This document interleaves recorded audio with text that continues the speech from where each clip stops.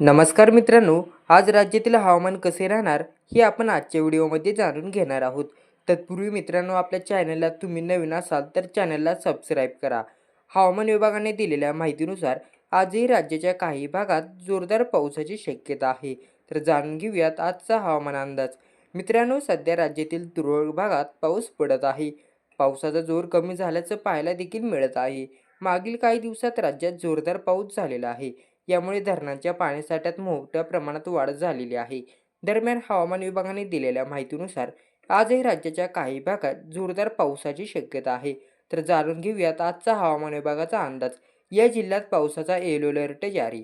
हवामान विभागाने दिलेल्या माहितीनुसार आज राज्यातील कोकणातील रायगड जिल्ह्याला पावसाचा येलो अलर्ट जारी करण्यात आलेला आहे. त्याचबरोबर पुणे जिल्ह्यातही जोरदार पावसाची शक्यता वर्तवण्यात आली आहे. तसेच विदर्भातील चंद्रपूर, गडचिरोली, भंडारा, गोंदिया, नागपूर, वर्धा या जिल्ह्यांना पावसाचा येलो अलर्ट हा देण्यात आलेला आहे. त्यामुळे या जिल्ह्यात जोरदार पावसाची शक्यता आहे. या भागातील नागरिकांनी योग्य ती काळजी घ्यावी असं आवाहन प्रशासनाच्या वतीने करण्यात आलेले आहे. धन्यवाद.